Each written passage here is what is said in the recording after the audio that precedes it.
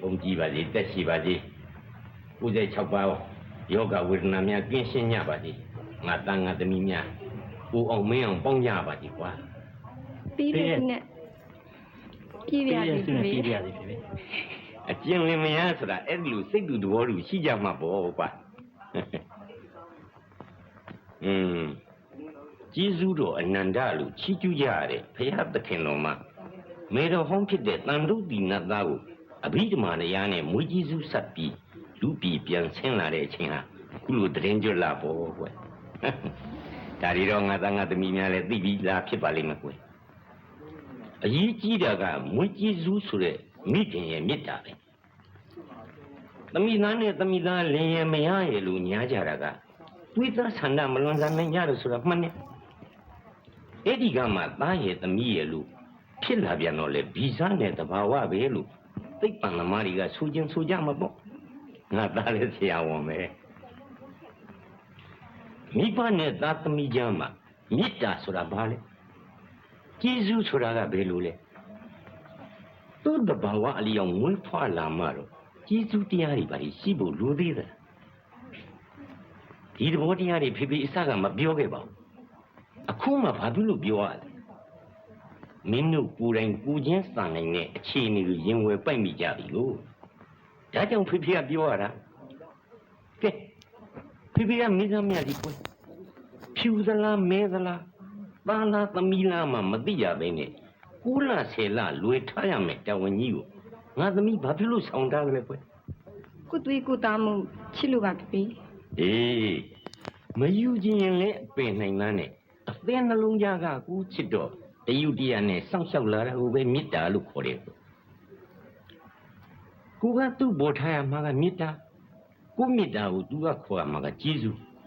တူးနဲ့တူးဘယ်နေရာမဆိုအပေးယူရင်မျှမှာလေအညမညပေါ့အပေးကနင်းနေအယူကများရင်တော့အမျက်ကြီးစားခေါင်းမုံပြတ်ပေါ့ကွယ်ဖေဖေပြောတာကိုကျွန်တော်သဘောပေါက်ပါပြီသမီးကပို့ပြီးကိုချင်းစာနိုင်ပါလေဖေဖေနင်းတို့နှစ်ယောက်လုံးအသီးသီးမိခင်ရဲ့အပေါ်မှာစိတ်ခုနေကြလို့ဖေဖေကပြောရတာကွယ်တထွာပြရင်တလန်မြင်ရမှာပေါ့မိဘကိုစိတ်နာတယ်ဆိုတာကဒေါသ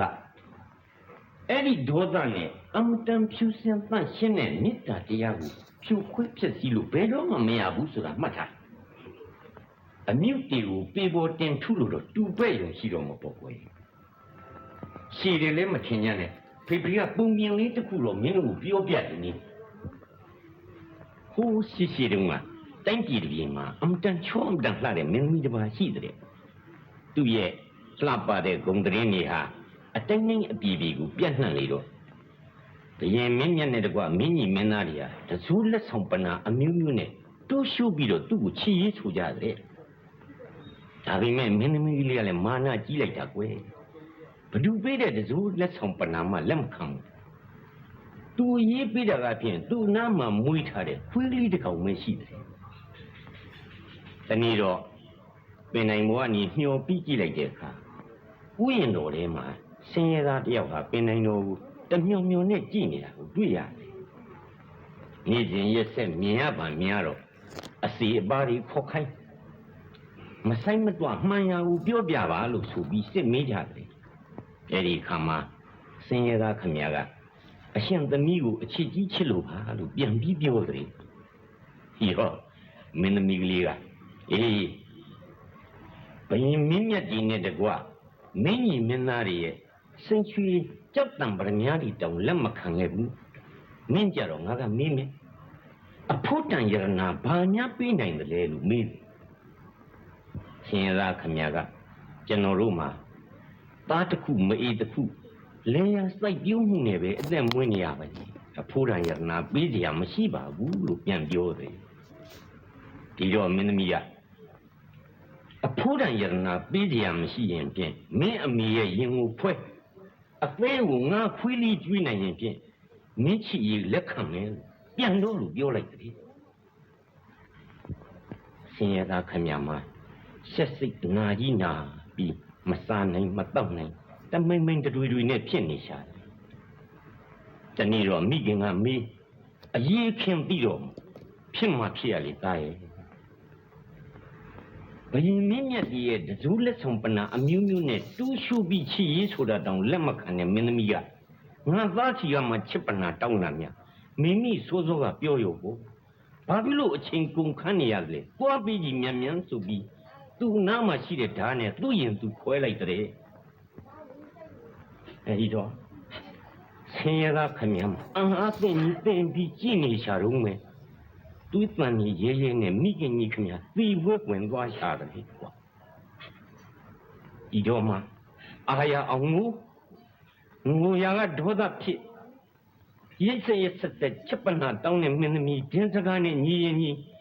မညီရင်အတိုင်းတိုင်းအပြည်အရှက်ကွဲအောင်ဒင်းခမဲတော်ထံတရားဆွဲမဟဲ့လို့မိခင်ရဲ့အသေးကိုထုတ်တုတ်နဲ့ပြေးအလားကြီးဝါအထွက်ကြတော့ခလုတ်တိတ်ပြီးလေးရှာတယ်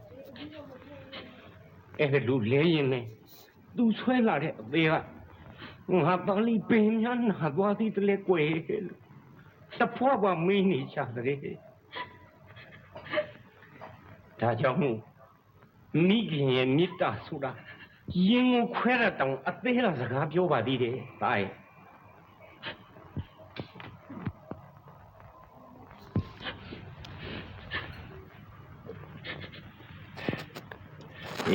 ဒါကြောင့်မလို့စိတ်ဆိုးနေတဲ့ငါသမီးမိမိကိုဒီနှစ်တော့2ယောက်လုံးသွားပြီးတော့ကြော့ပြီးအောင်ကြော့ကြပြောသမျှဆိုသမျှခံပြန်လာတဲ့အခါကျတော့ဖိဖိတာရုခေါ်စမ်းမရသည်ဗျာ